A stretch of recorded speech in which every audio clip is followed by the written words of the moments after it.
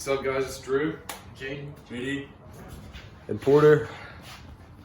and this is our weekly update on our project.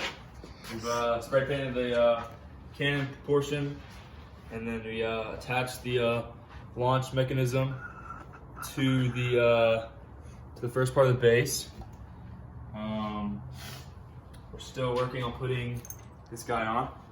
This guy, Drew, help me out here. It's gonna go around like that. Go around like this. I got it screwed in there. And pull it back, launch it forward. Yeah.